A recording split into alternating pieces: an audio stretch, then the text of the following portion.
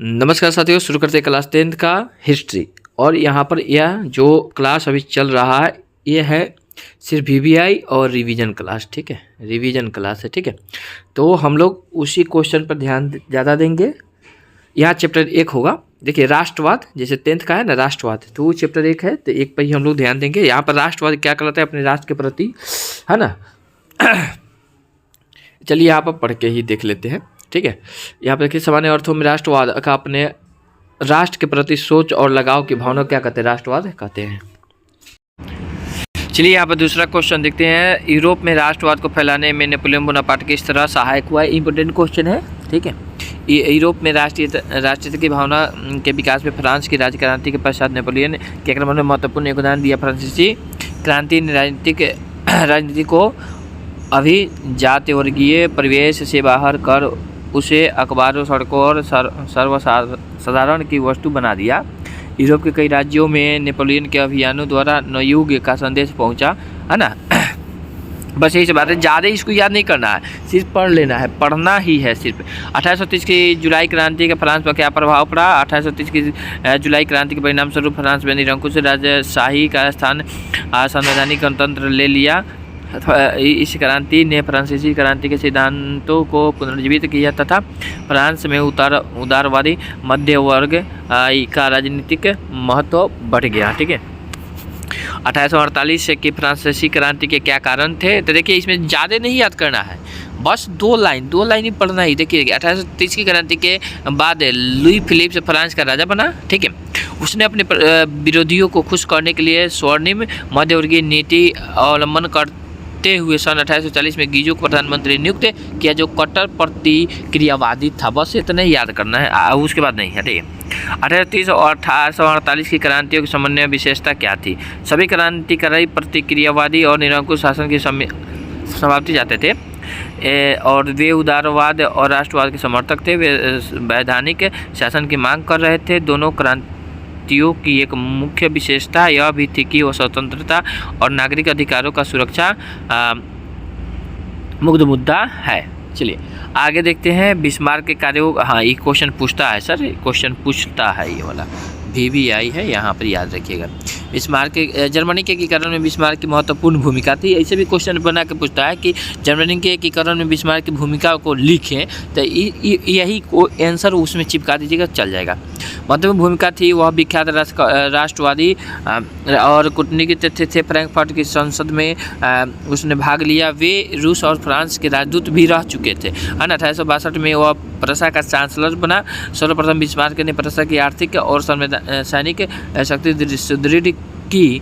तत्पश्चात उसने Denmark, Austria, देखिए यहाँ पर डेनमार्क 1864, ऑस्ट्रिया 1866 सेनेवा का युद्ध तथा फ्रांस में 1870 का सीरान का युद्ध को पराजित कर जर्मनी का एकीकरण कर दिया। ठीक है, आगे बढ़ते हैं। लौह एवं रक्त की नीति किसने दिया, इसमें ये पूछता है 1 नंबरिया में।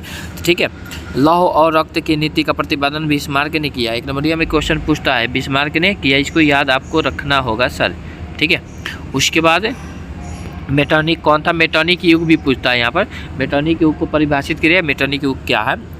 मेटर्निक ऑस्ट्रिया का चांसलर था। वह घोर प्रतिक्रिया क्रांति का संदेश का कट्टर विरोधी एवं पुरातन व्यवस्था बनाए रखने का समर्थक था। जिस प्रकार की व्यवस्था यूरोप में स्थापित की उसे मेटर्निक व्यवस्था कहा गया। बस इतने याद रखना, इससे आगे कुछ नहीं। आगे बढ़िए, मेटर्निक युग यही वहाँ से पढ़ के आ रहे हैं, बस वही बात है। जर्मनी राइन महासंघ की स्थापना किसने की, महासंघ नेपोलियन ने की थी। 1 नंबरिया में क्वेश्चन पूछता है जर्मनी के एकीकरण के, हटाइए, जर्मनी के एकीकरण की बधाई क्या थी। 1 नंबर ये पूछता है सर, क्वेश्चन वीवीआई है। देखिए ऐसा कोई क्वेश्चन अब नहीं बच गया है जो वीवीआई नहीं है, सब क्वेश्चन पूछा जा चुका है। तो बस आपको यही बताया जाएगा कि आपको हर क्वेश्चन पढ़ के जाना है। हर क्वेश्चन क्या करके जाना है, पढ़ के ही जाना है। ठीक है, जर्मनी के एकीकरण में मुख्य बाधाएं थी। लगभग 300 छोटे बड़े राज्य थे, है ना। इन राज्यों में व्यापक राजनीतिक, सामाजिक तथा धार्मिक विषमताएं थी। राष्ट्रवाद की भावना का अभाव था। ऑस्ट्रिया का हस्तक्षेप तथा मेटर्निक की प्रतिक्रिया नीति थी। ये सब क्या था, उसका बाधा था। आगे बढ़िए। इटली के एकीकरण में काबुल की भूमिका का उल्लेख करें अथवा काबुल की हटाई, नहीं पूछेगा। पूछेगा कौन, यहाँ पर आ जाइए, वियना हंगरी, वियना कांग्रेस की उपलब्धियाँ। चलिए यहाँ पर इसको पढ़ लीजिए, ये क्वेश्चन इस साल आएगा वियना कांग्रेस का, ठीक है, वियना कांग्रेस वाला आ रहा है सर, इस साल आएगा, इसको याद रखना। वियना सम्मेलन की मुख्य उपलब्धियाँ थी, नेपोलियन द्वारा पराजित और राजवंशों की पुनर्स्थापना का प्रयास किया गया, फ्रांस और स्पेन में बूढ़े राजवंश को फिर से स्थापित किया गया, फ्रांस में लुई 18वें के राजगद्दी सौंपी गई, इटली में ऑस्ट्रेलिया राज परिवार को सत्ता सौंपी गई, नेपोलियन द्वारा स्थापित 39 राज्यों के जर्मन महासंघ को भंग नहीं किया गया। इस प्रकार वियना व्यवस्था द्वारा यूरोप में राजनीतिक के परिवर्तन कर पुरानी सत्ता को बहाल किया गया, ठीक है। आगे देखिए, आगे में 21 नंबर, इटली जर्मनी के एकीकरण में ऑस्ट्रिया की भूमिका। ये क्वेश्चन इसको VVI में रख लीजिएगा, इंपॉर्टेंट क्वेश्चन में, IMP इंपॉर्टेंट क्वेश्चन में रखिएगा। एकीकरण के दौरान ही जर्मन क्षेत्र में भी समान प्रतिक्रिया चल रही थी। एकीकरण में मार्ग में ऑस्ट्रिया बाधक बना हुआ था। 1830 की क्रांति के बाद इटली में भी नागरिक आंदोलन शुरू हो गया। मेजनी ने इन नागरिक आंदोलनों का उपयोग करते हुए उत्तरी और मध्य इटली गणराज्य स्थापित करने का प्रयास किया। बस इतनी याद रखना, उससे ज़्यादा नहीं। चलिए आगे बढ़िए। जर्मनी के एकीकरण के लिए बिस्मार्क के कौन सी नीति अपनाया? ये क्वेश्चन भी इम्पोर्टेंट हो जाएगा आपके लिए, इस एग्जाम के लिए, ठीक है। प्रशा का राजा विलियम प्रथम ने प्रख्यात राष्ट्रवादी कूटनीतिज्ञ बिस्मार्क को अपना प्रधानमंत्री यानी कि चांसलर नियुक्त किया। जर्मनी के एकीकरण के लिए बिस्मार्क ने रक्त और नीति अपनाई, जिस सबसे पहले बिस्मार्क ने आर्थिक सुधारों के द्वारा प्रशा की स्थापित मजबूत की। बस इतनी याद रखना, इसका कुछ नहीं याद रखना है। चलिए आगे बढ़िए। यहाँ पर फ्रैंकफर्ट, देखिए 2 ही क्वेश्चन यहाँ से आपको पढ़ना है, 2 ही क्वेश्चन। कौन? यहाँ पर फ्रैंकफर्ट की संसद बैठक क्यों बुलाई गई थी? फ्रैंकफर्ट की संसद को बैठक बुलाने का मुख्य उद्देश्य जर्मन राष्ट्र के निर्माण को योजना बनाना था, जिसके अनुसार जर्मन राष्ट्र का प्रावधान एक राजा को बनाना था, जिसे संसद के नियंत्रक के में काम करना था।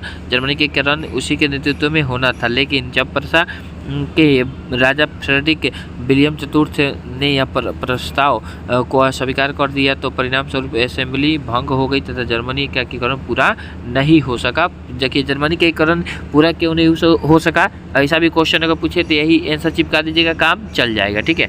चलिए यहाँ पर हो गया। अगर आपको पूरा नोट्स चाहिए सर, पूरा नोट्स चाहिए, तो आपको सिर्फ देखिए अभी जो सीजन चल रहा है 1 नंबरिया को याद करने का 70 91 69 94 80, ठीक है। 1 नंबरिया सिर्फ इसको 1 नंबरिया को पढ़ना है, याद कर लेना है, और इसको क्या करना है, आपको सिर्फ इसको पढ़ लेना है, ठीक है। तो आपको अगर चाहिए ये पूरा नोट्स, तो आप इस नंबर पर व्हाट्सअप करके PDF करके हमको सेंड करिएगा, आपको पूरा इसका नोट्स आपको हम भिजवा देंगे, ठीक है। आपको सिर्फ पढ़ना है, ठीक है। मिलते हैं नेक्स्ट क्लास में, जब तक लिए तब तक जय हिंद।